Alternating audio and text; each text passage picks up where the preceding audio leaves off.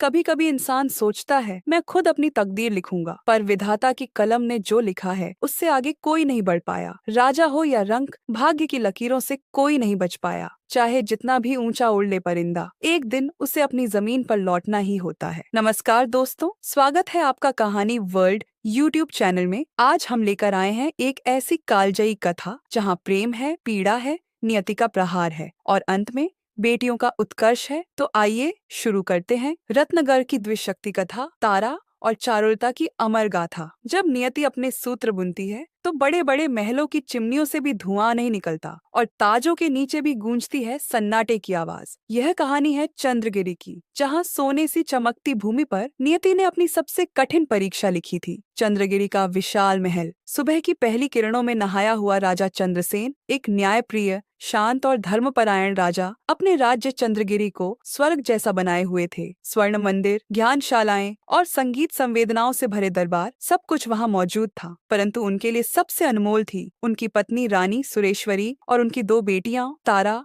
बड़ी पुत्री, गंभीर, विवेकशील और धर्मनिष्ठ, चारुलता छोटी पुत्री, चंचल, करुणामयी और स्वप्नद्रष्टा। रानी सुरेश्वरी एक दुर्लभ रोग से पीड़ित थी। वैद्यों ने कहा, महाराज, यह रोग शरीर से नहीं आत्मा से उपजा है, इनका समय अब अल्प है। तारा माँ का हाथ थामे फूट फूट कर रोती है। तारा, माँ, तुम हमें छोड़कर मत जाओ प्लीज। चारुलता, मैं तो आपके बिना एक दिन भी नहीं रह सकती। रानी मुस्कुराई, मानो मृत्यु को भी मातृत्व की गरिमा से शांत कर रही हो। रानी सुरेश्वरी धीरे से बोली, बेटियों, जीवन में चाहे जो हो, सत्य मत छोड़ना। प्रकृति और प्रेम ही तुम्हारे सबसे बड़े रक्षक होंगे। जो अन्याय सह जाए वो भी पाप है, पर जो न्याय के लिए लड़े वही सच्चा जीवन जीता है। उनकी आंखें धीरे धीरे बंद हो जाती हैं। राजमहल के आंगन में शोक की चुप्पी पसरी है। तारा और चारुलता माँ की चिता के पास खड़ी है। चंद्रसेन पहली बार इतना टूटा हुआ दिखाई देता है। राजा चंद्रसेन आहत स्वर में बोले, सुरेश्वरी, तुम मुझे अधूरा कर गईं, और ये दोनों फूल, अब इन्हें कौन संवार पाएगा। माँ की चिता की राख हवा में उड़ रही थी, लेकिन तारा और चारुलता ने वहीं एक प्रण लिया। तारा बोली, हम माँ की शिक्षाओं को जीवित रखेंगे। चारुलता, हम उसके अधूरे प्रेम को एक नई दुनिया में फैलाएंगे। कुछ ही दिनों में माँ की समाधि के ठीक पास एक स्वर्णिम सेब का पेड़ उगाया। न कोई बीज, न कोई माली, सिर्फ मातृत्व की शक्ति और प्रेम की पुकार ने उस जीवन को जन्म दिया था। अब हर दिन दोनों बहनें वहीं जाती और पेड़ से गिरते एक एक सेब उनके लिए भोजन बनते। वे भूखी नहीं रहती, कमजोर नहीं होती, बल्कि पहले से अधिक तेजस्वी दिखने लगी। भाग्य ने माँ को छीन लिया, लेकिन उसके प्रेम ने एक नया जीवन दे दिया। चंद्रगिरी में अब सब शांत दिखता था, पर नियति की अगली चाल बहुत क्रूर होने वाली थी। जब राजमहल में प्रेम की अग्नि ठंडी पड़ती है, तभी कुटिलता अपना प्रवेश पाती है और इसी चंद्रगिरी की शांत दीवारों में एक षड्यंत्र ने जन्म लिया, राख में छुपी चिंगारी की तरह। राजा चंद्रसेन अब अकेले भोजन करते थे। उनका हृदय रानी सुरेश्वरी की स्मृति से भरा था। दरबारियों और मंत्रियों ने उन्हें समझाया। मंत्री वाचस्थल बोले, महाराज, राज्य को एक रानी की आवश्यकता है जो न केवल महल की देखरेख करे, बल्कि बेटियों की देखभाल भी करे। काफी सोचने के बाद उन्होंने शर्त रखी, यदि कोई स्त्री धर्मनिष्ठ, विदुषी और मातृ सुलभ हो तो मैं उसका प्रस्ताव स्वीकार करूंगा। वह लक्ष्मी एक चालाक विधवा वर्षों से यह अवसर तलाश रही थी। उसका अतीत रहस्यमय था। वह कभी नगर में एक वैद्य की पत्नी थी, लेकिन अपने पति की मृत्यु के बाद उसने स्वयं को सौम्य और सेवा निष्ठा का रूप दे रखा था। एक दिन वह दरबार में उपस्थित हुई। वह लक्ष्मी बोली, महाराज, यदि आप अनुमति दें तो मैं आपके भोजन की व्यवस्था स्वयं कर सकती हूँ। मातृत्व का सुख भले न पाया हो, पर सेवा का भाव मेरे रोम रोम में है। चंद्रसेन, जो अब संसार से विरक्त हो रहे थे, उसकी नम्रता और भाषा से प्रभावित हो गए। वह लक्ष्मी ने राजा के भोजन में अशुभ राख मिला दी। जैसे ही चंद्रसेन ने पहला कौर लिया, उन्हें अजीब सी जलन और भारीपन महसूस हुआ। दरबार में शोर मच गया। सेनापति बोला, यह कोई विषकांड है, भोजन जांचा जाए। परंतु वैलक्ष्मी ने अत्यंत चालाकी से राजा की नजरें घुमा दी। वैलक्ष्मी आंसू बहाते हुए बोली, हे प्रभु, यह सब अवश्य ही राजकुमारियों की समाधि भक्ति का परिणाम है। वे समाधि से पेड़ का फल खाती है जो शुद्ध नहीं हो सकता। देवी की आत्मा को शांति नहीं मिली है। राजा अब शारीरिक रूप से दुर्बल हो चुके थे। वैलक्ष्मी ने रात दिन उनकी सेवा कर स्वयं को धर्म पत्नी की उपयुक्तता में स्थापित कर लिया। दरबारियों ने भी सहमति दे दी, क्योंकि राज्य की स्थिति नाजुक होती जा रही थी। कुछ ही सप्ताहों में वैलक्ष्मी को रानी पद मिल गया। राजकुमारियां तारा और चारुलता को रानी वैलक्ष्मी ने देखना तक बंद कर दिया। रानी वैलक्ष्मी क्रोध में बोली, वे दोनों लड़कियां रुक क्यों रही हैं अभी तक? समाधि के सेब खाकर दिन ब दिन सुंदर और तेजस्वी बनती जा रही हैं। अगर राजा ने उन्हें राज सिंहासन का अधिकार दे दिया तो मेरी योजना अधूरी रह जाएगी। दासी बोली, महारानी आप आदेश दें, अगला चरण हम शुरू कर दें। रानी वैलक्ष्मी आंखों में आग और वो बोली, अब उन्हें उस जंगल में छोड़ दिया जाएगा जहाँ न सूरज ठीक से उगता है न जीवन। यही होगा उनका सत्यांत। एक माँ की समाधि से उगा जीवन का वृक्ष अब रानी की आंखों की शूल बन चुका था। जब पिता स्वयं अपने हृदय को पत्थर बनाकर संतान को त्यागे, तब जान लो या तो समय बहुत कठिन है या कोई बड़ा रहस्य जन्म लेने वाला है। राजा चंद्रसेन अब अस्वस्थ और भ्रमित रहने लगे थे। वैलक्ष्मी ने उन्हें विश्वास दिलाया कि तारा और चारुलता की साधना और समाधि पर भोजन एक अपशकुन बन चुका है। रानी वैलक्ष्मी बोली, महाराज, मैंने प्रजा में ये चर्चा सुनी है कि राजकुमारियां अब देवी की आत्मा को अशांत कर रही हैं। इसीलिए महल में रोग और संकट पनप रहा है। जब तक उन्हें तपस्वी जीवन न सौंपा जाए, यह संकट नहीं हटेगा। राजा मौन रहकर बोले, पर वे मेरी बेटियां हैं। रानी नाटकीय विवशता दिखाते हुए बोली, तो क्या आप अपने राज्य को कष्ट में देख सकते हैं? एक पिता एक राजा से पहले राज्य का रक्षक होता है। राजा की दुर्बलता ने उस रात निर्णय ले लिया और नियति फिर तैयार थी, चंद्रसेना की बेटियों को उस जंगल की ओर ले जाने के लिए जहां से लौटना असंभव माना जाता था। अगली सुबह एक गुप्त रथ में बैठाकर तारा और चारुलता को जंगल की ओर ले जाया गया। दोनों को यही बताया। दूत बोला, यह एक विशेष पूजा है। बेटियों, देवी की सेवा में कुछ समय वन में व्यतीत करोगी, यही राजा की आज्ञा है। पर तारा की आंखों ने रथ में रोते हुए पिता की छवि को एक झलक देख लिया। तारा धीरे से बोली, चारुलता, पिताजी ने हमें त्याग दिया है। माँ की समाधि से मिलने वाले वरदान अब किसी को नहीं भा रहे। रथ उन्हें घने और डरावने जंगल में छोड़कर चला गया। कोई आवाज नहीं, कोई सहारा नहीं। चारुलता घबराई। चारुलता बोली, दीदी, अब क्या होगा? हम कहाँ जाएं? तारा संकल्प में बोली, जैसे माँ ने हमें पेड़ के फल से जीवित रखा, वैसे ही प्रकृति अब हमारी माँ है। हम यहाँ डरेंगे नहीं, जीवित रहेंगे। दोनों बहनों ने नदी किनारे एक वटवृक्ष की शरण ली। उन्होंने पत्तों से छत बनाई, नदी से जल पिया और बेर के फलों से जीवन आरंभ किया। एक रात जब तारा प्रार्थना कर रही थी, आकाश से एक दुर्लभ प्रकाश फूटा। एक सुनहरा पक्षी सुपर्णा उनके सामने आकर बोली, तुम्हारी भक्ति और हिम्मत ने मुझे आकर्षित किया है। तारा, यह भूमि अब तुम्हारी परीक्षा भूमि है। जो इस अग्नि को पार करेगा वही भाग्य की रेखा बदलेगा। उधर जंगल के समीपवर्ती राज्य के दो राजकुमार शिकार पर निकले थे। उनके रथ का पहिया कीचड़ में फंस गया और वे रात्रि में उसी जंगल में भटक गए। विराट बोला, भाई, ये वन मुझे सामान्य नहीं लगता। यहाँ कुछ दिव्य है। क्या तुमने पक्षियों की भाषा सुनी? युवनाश बोला, हाँ, और उस प्रकाश को भी जो किसी योगिनी की उपस्थिति का आभास देता है। सुबह राजकुमारों की दृष्टि पड़ी दो कन्याओं पर जो मिट्टी के पात्रों में जल भर रही थीं। राजकुमार विराट मुस्कुराकर बोला, क्या आप योगिनी हैं या स्वयं प्रकृति की संतान? तारा गंभीर होकर बोली, हम वे हैं जिन्हें अपने राज्य से त्याग दिया गया, परंतु जिनकी आत्मा अभी भी रानी की तरह जीवित है। दोनों राजकुमार उनके साहस और सौंदर्य से अभिभूत हो गए। उन्होंने तारा और चारुलता को सम्मान पूर्वक अपने शाही शिविर में आमंत्रित किया। जहाँ जंगल अन्य के लिए मृत्यु का द्वार होता है, वहाँ दो बहनों ने उसे जीवन की पाठशाला बना दिया। और नियत उसने दो राजकुमार भेजे जो शक्ति को पहचानते थे, सौंदर्य से नहीं बल्कि आत्मबल से। जब स्त्री अपने दुखों से नहीं अपने धैर्य से पहचानी जाए, तब इतिहास बदलने को तैयार होता है।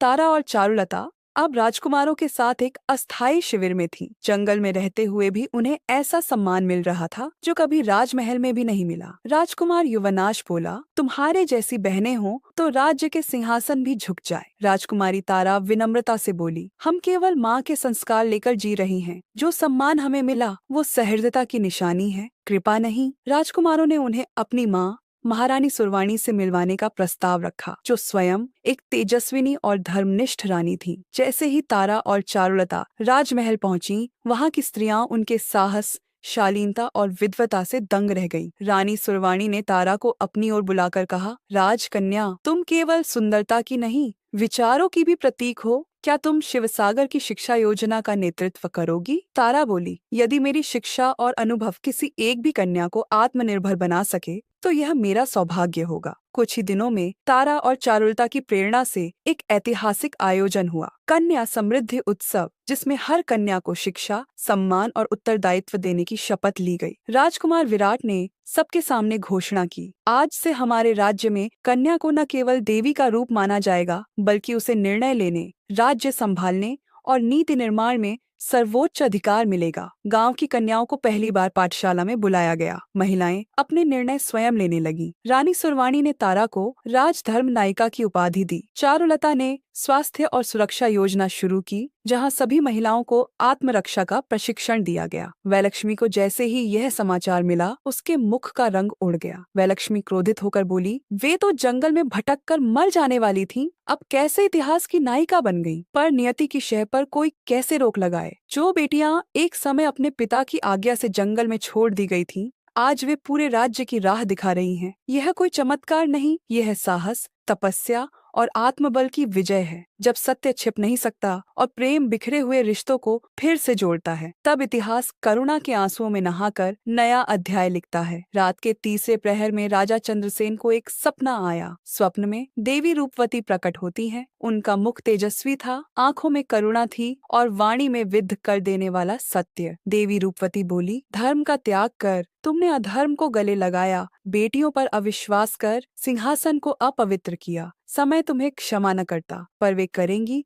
जो मेरी संतानें हैं। राजा की नींद टूट गई। वे पसीने पसीने थे। पहली बार उन्होंने आंखों से आंसू बहाए। राजा ने दरबार बुलाया और सबके सामने स्वीकार किया। राजा चंद्रसेन विनम्र स्वर में बोले, मैंने एक भयंकर अपराध किया, अपनी ही बेटियों को जंगल में मरने को छोड़ दिया। आज जब मैंने सुना कि तारा और चारुलता न केवल जीवित हैं, बल्कि एक राज्य को बदल रही हैं, तो मैं स्वयं को शापित महसूस करता हूँ। मैं उन्हें ढूंढने निकलूंगा, न राजा की तरह, न पिता की तरह, केवल एक अपराधी की तरह क्षमा मांगने। राजा घोड़े पर सवार होकर जंगलों, गांवों, पर्वतों से होते हुए शिवसागर राज्य पहुँचे। राजमहल के द्वार पर एक बुजुर्ग द्वारपाल ने रोका। आप कौन हैं? राजा झुककर बोले, एक टूटा हुआ पिता। कृपया तारा और चारुलता को समाचार भेजें कि उनका अपराधी द्वार पर है। राजा को देखते ही चारुलता की आंखें भर आईं, लेकिन तारा आगे बढ़ी और चुपचाप उनके सामने खड़ी हो गई। राजा ने जमीन पर बैठकर उनके चरणों को छू लिया। राजा कांपती आवाज में बोला, यदि मुझ जैसे अंधे पिता को तुम क्षमा न भी करो, तब भी मैं सजा के लिए तैयार हूँ। तारा ने हाथ पकड़कर उन्हें उठाया और कहा। तारा बोली, पिता, यदि आपने हमें जंगल में न भेजा होता तो शायद हम अपने भीतर की शक्ति से कभी परिचित ही न होते। हम आपको क्षमा करते हैं, क्योंकि माँ की संतानों में द्वेष नहीं, करुणा होती है। एक भव्य सभा में राजा चंद्रसेन ने घोषणा की, आज मैं सिंहासन से त्याग पत्र देता हूँ और तारा को शिवग्राम और रत्नगर, दोनों राज्यों की आध्यात्मिक प्रमुख घोषित करता हूँ। राज्य की प्रजा ने तालियों और फूलों से उसका स्वागत किया। पहली बार किसी स्त्री को राजधर्म ज्योति की उपाधि दी गई। जिस दिन पिता ने बेटियों के चरणों में सिर झुकाया, उस दिन न केवल एक परिवार जुड़ा, बल्कि समाज ने नारी के अदृश्य पद चिन्हों को मार्गदर्शक मान लिया। असत्य की उम्र थोड़ी होती है, और जब समय न्याय के रथ पर सवार होता है, तब छल और कपट का अंत सुनिश्चित होता है। लेकिन कभी कभी दया का दीप दंड की आग से ज्यादा असर करता है। वैलक्ष्मी अब रानी नहीं थी, परंतु फिर भी महल के एक कोने में उसे रहने दिया गया था। वह दिन रात एक ही भय में जल रही थी। अगर तारा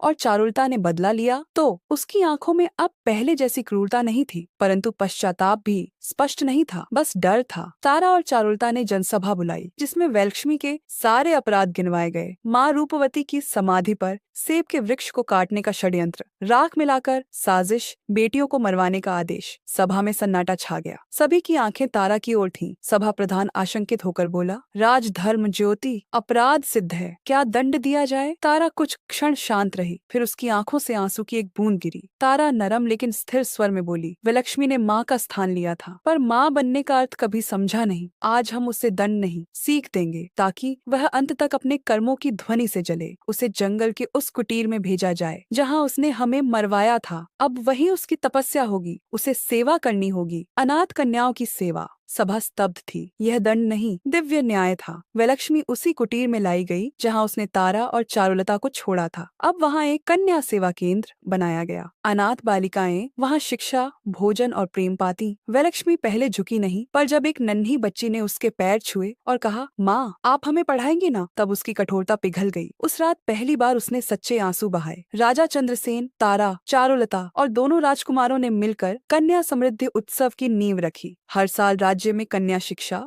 बालिका सम्मान और मातृशक्ति को समर्पित यह उत्सव मनाया जाने लगा। तारा घोषणा में कन्या केवल उत्तराधिकारी नहीं होती, वह संस्कृति की वाहक होती है। समाज तब श्रेष्ठ बनता है जब वह कन्या को बोझ नहीं, वरदान मानता है। जब वैर का उत्तर वैर से नहीं, प्रेम और न्याय से दिया जाए, तब परिवर्तन स्थायी होता है। यही था तारा की चेतना का प्रकाश, जिसने रत्नगर को स्वर्णगर बना दिया। कुछ कहानियां इस समय में नहीं सिमटती, वे कालजयी हो जाती हैं। रत्नगर की कथा ऐसी ही एक विरासत बन गई, जो पीढ़ी दर पीढ़ी बेटियों की शक्ति, प्रेम और न्याय की मिसाल बनकर बहती रही। तारा और चारुलता ने वर्षों तक जनसेवा, कन्या शिक्षा और न्याय की भावना को बढ़ावा दिया। राजा चंद्रसेन और रघुवीर ने पूरे राज्य में मातृ विद्या केंद्र की स्थापना की, जहाँ कन्याएं राजनीति, युद्ध कला, आयुर्वेद, संगीत और न्याय शास्त्र तक में दक्षता प्राप्त करती। आज तारा और चारुलता के नाम पर एक भव्य मंदिर का उद्घाटन हो रहा था। द्विशक्ति पीठ, तारा चारुलता देवी मंदिर।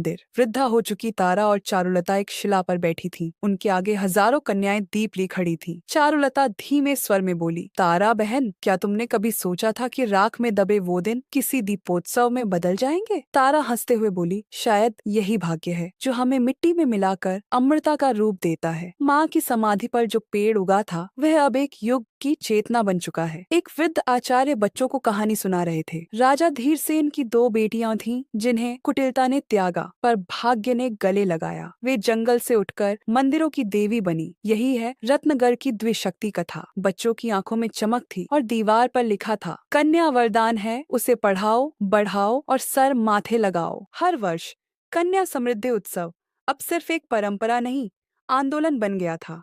राज्य ही नहीं, आसपास के देश भी शिवग्राम की इस प्रेरणा को अपनाने लगे थे। एक युवा लड़की, दीपिका, मंच से कहती है, मैं उस विरासत से हूँ जिसे तारा और चारुलता ने जन्म दिया। मैं अब केवल किसी की बेटी नहीं, मैं इस युग की रक्षक और निर्माता हूँ। जनसमूह तालियों से गूंज उठता है। जब बेटियां सम्मान पाती हैं, तब समाज चेतना पाता है। जब न्याय करुणा से मिलता है, तब इतिहास बनता है। रत्नगर की कथा एक संदेश है कि प्रेम, सत्य और साहस से बढ़कर कोई भाग्य नहीं। कर्म करो, फल नियति देगी, पर अगर कर्म में प्रेम हो तो नियति भी वंदन करेगी। साश्रय, अगर आपको हमारी बातें अच्छी लगी तो कहानी वर्ल्ड को लाइक, शेयर और सब्सक्राइब जरूर करें, क्योंकि यहाँ हर कहानी सिर्फ सुनाने के लिए नहीं, बल्कि जिंदगी बदलने